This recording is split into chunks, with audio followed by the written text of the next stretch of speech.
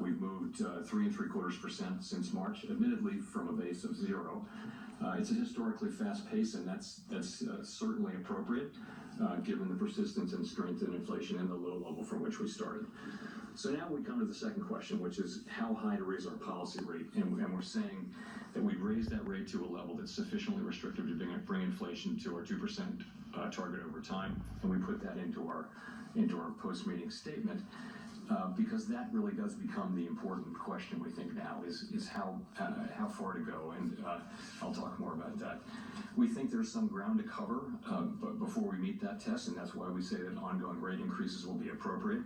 And as I mentioned, incoming data between the meetings, both the strong labor market report, but particularly the CPI report, do suggest to me that we may ultimately move to higher levels than we thought at the time of the September meeting. That level is very uncertain, though, and I would say, we're going to find it over time. Of course, with the lags between policy and economic activity, there's a lot of uncertainty. So we note that in determining the pace of future increases, we'll take into account the cumulative tightening of monetary policy as well as the lags with which monetary policy affects economic activity and inflation.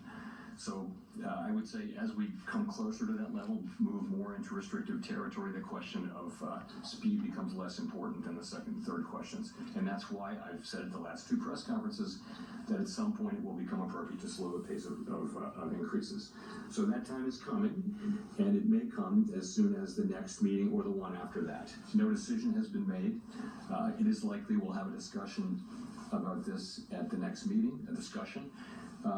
To be clear, let me say again, the question of when to moderate the pace of increases is now much less important.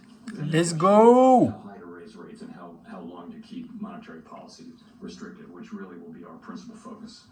If I could follow up on that, to what degree was there an importance or weight given to a need to signal this possibility now, given all the concerns really around the globe about Fed policy sort of driving ahead and everybody else, dealing with their own stress as a result? Well, I think I'm pleased that we have moved as fast as we have. I don't think we've over-tightened. I think there's very difficult to make a case that our current level is too tight, given that inflation still runs well above the federal funds rate. So I think that at this meeting, the last two meetings, as I've mentioned, I've said that there would come a point, and this was a meeting at which we had a discussion about what that might mean. And we did discuss this, and as I mentioned, we'll discuss it again in December. But I don't have any sense that we've over-tightened or moved too fast. I think it's been good and a successful program. That we've gotten this far this fast. Remember, though, that we still think there's a need for ongoing rate increases, and we have some ground left to cover here, and cover it we will.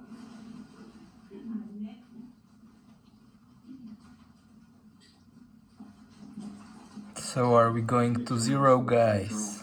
Chair Powell, core PCE inflation on a 3 or 6 month annualized basis and on a 12-month basis has been running in the high 4s, close to 5%. Is there any reason to think you won't have to raise rates at least above that level to be confident that you are imparting enough restraint? Let's go back to 80 TQs. So, we're going down again, guys. The policy rate need to get above the inflation rate. This is fun. A range of views on that. That's the classic Taylor principle view. But I would think you'd look more at a forward-looking measure of inflation to look at that. But I think the answer is we'll want to get the policy rate to a level where the real interest rate is positive. We will want to do that.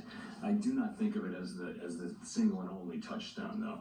I think you put some weight on that. You also put some weight on rates across the curve. Very few people borrow at the short end at the federal funds rate, for example. So households and businesses, if they're very meaningfully positive interest rates all across the curve for them, credit spreads are larger, so borrowing rates are here we go. Higher. I think financial conditions have tightened quite a bit. So I would look at that as an important feature. I'd put some weight on it, but I wouldn't say it's something that is. Even the market is not sure what it's doing. Going up, then tanking. Now what? Going higher. Let's go higher! I don't have a specific number for you there. There are many models that look at that. And I mean, one way to look at it is that it's a pretty stationary object, and that when inflation runs 15 minutes and a lot of money is gone. level for sure, substantially above for some time, you'll see it move up, but the movement will be fairly gradual.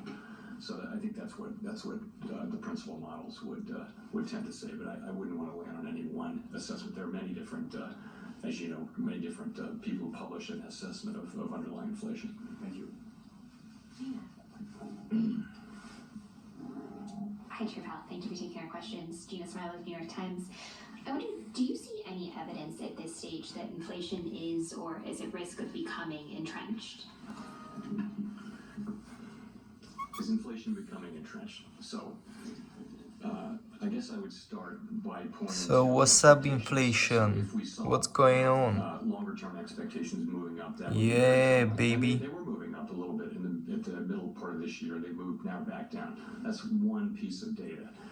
Shorter term inflation expectations moved up between the last meeting and this meeting, and we don't think those are as indicative, but they may be important in the wage setting process. There's a school of thought that No.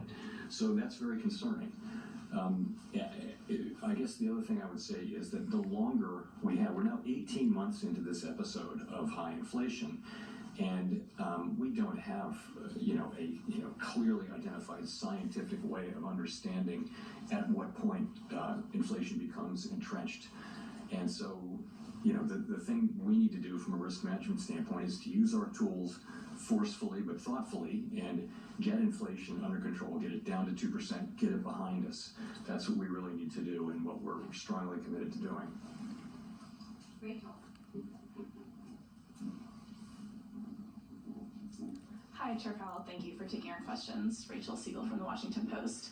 Does statement Well, I wonder where we end up today. We recovered quite a lot, but not much has happened since. To show up in different parts of the economy. Yeah, so the way I would think about that is This is TQs. a commonly for a long time TQQQ. thought that monetary policy works with long and variable lags, and that it works Following Nasdaq-based companies. and then on economic activity, and then perhaps later than that even on inflation. So that's been the thinking for a long time. There was an old literature that made those lags out to be fairly long.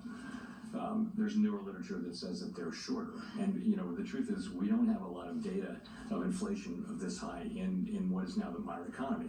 One big difference now is that it used to be that you would raise the federal funds rate, financial conditions would react, and then that would affect economic activity and inflation. Now, financial conditions react well before in expectation of monetary policy. That's the way it has moved for a quarter of a century. It's in the direction of financial conditions, then monetary policy, because the markets are thinking, what is the central bank going to do?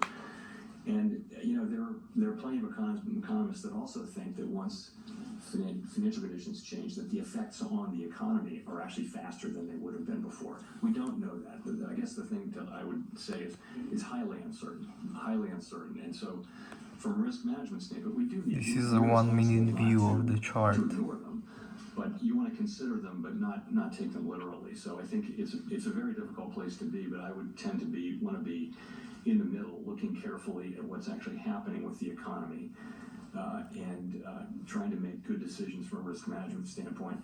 Remembering, of course, that if we were to over tighten, we could then use our tools strongly to support the economy. Whereas if we don't get inflation under control because we don't tighten enough, now we're in a situation where inflation will become entrenched, and the employment costs in particular, will be much higher potentially. So, from a risk management standpoint, we want to be sure that we don't make the mistake of either failing to tighten enough or loosening policy too soon.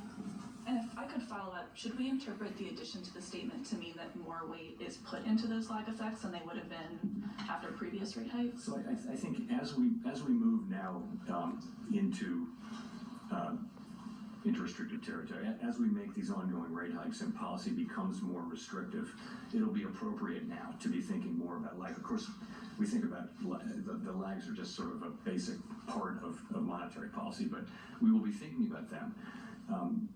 But we won't be, I think we'll be considering them, but because it's appropriate to do so. Let me say this: it is very premature to be thinking about policy. How about UVXY? What's going on? It's doing pretty well. Not great, but it's okay. We need ongoing rate hikes to get So Excel, semiconductors. Sufficiently restrictive, and we don't. Of course, we don't really know exactly where that is. We Doesn't look very well. We'll write down in the December meeting, a new summary of economic projections, which updates that. But I would expect us to continue. What happened? updated based What's on going what on? we're seeing What in is data. this? Thanks, Chair Powell and Neil with Axios. As you look around the economy, the clearest impact of your tightening so far has been on housing, maybe some venture-funded tech companies. It's been relatively narrow in terms of the labor market, consumer demand. A lot of sectors you don't see a ton Oh, of. guys, I think we're going lower, but Channels through which monetary nobody policy has works any is idea, narrower than it used to right? be. Let's be And on housing honest. in particular, are you at all worried that you're crimping housing supply in ways that might cause problems down the road? I don't know that the channels through which policy works have changed that much. I would say a big channel is the labor market, and the labor market is just very, very strong, very strong. And households, of course, have strong balance sheets. So we go into this with a strong labor market and excess demand in the labor market, as you can see through many different things, and also with Very nice. strong spending power built up. So it may take time. It may take More rate hikes coming soon. to get inflation down. I think you see from our forecasts and others that it will take some time for inflation to come down. It'll take time, we think. Sorry, was I getting to your question there? The housing part of it. Yeah, so, we look at housing. Of course, housing is significantly affected by these higher rates, which are really back where they were before the global financial crisis. They're not historically high, but they're much higher than they've been. And you're seeing housing activity decline, and you're seeing housing prices growing at a faster rate, and in some parts of the country declining. I would say the housing market was very overheated for the couple of years after the pandemic as demand increased and rates were low. We all know the stories of how overheated the housing market was, prices going up, many bidders, no conditions, that kind of thing. So the housing market needs to get back into a balance between supply and demand.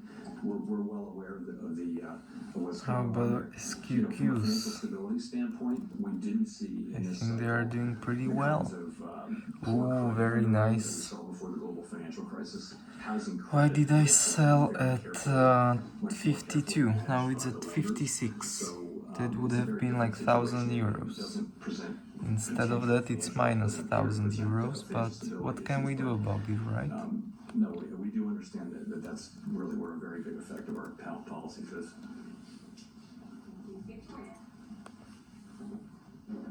Hi, Victoria Guido with Politico. I wanted to ask about the labor market.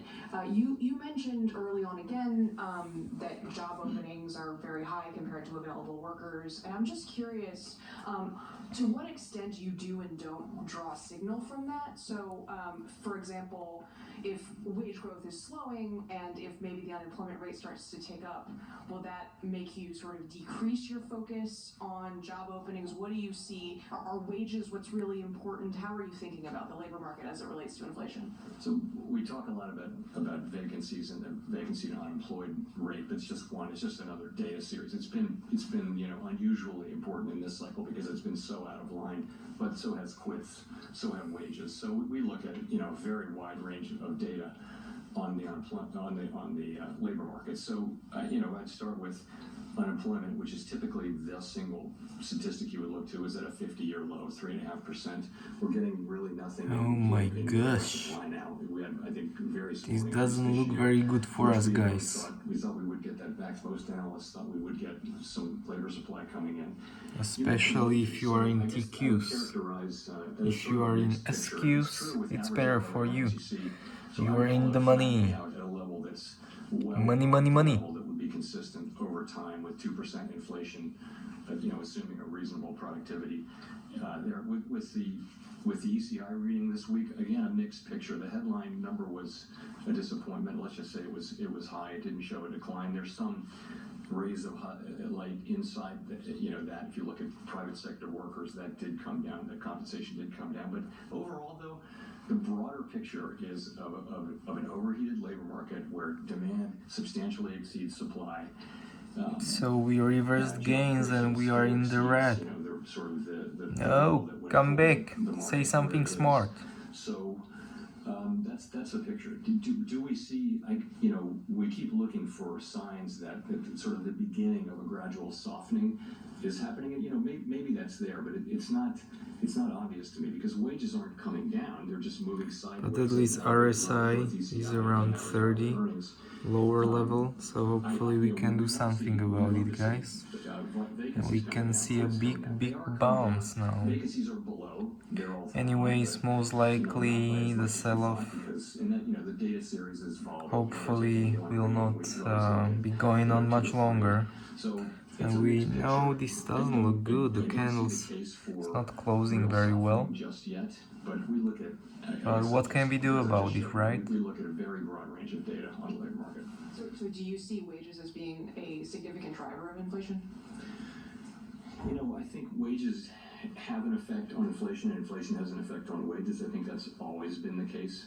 There's always a going back and forth. The question is that really elevated right now? I don't think so. I don't think wages are the principal story of why prices are going up. I don't think that. I also don't think that we see a wage price spiral.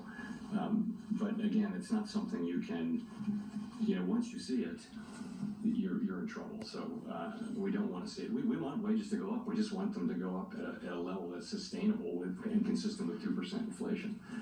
And we do think that given the data that we have, that this labor market can soften without. This is crazy, guys. I cannot watch this anymore. It can soften through job openings declining. We think there's room for that, but we won't know that'll be discovered empirically.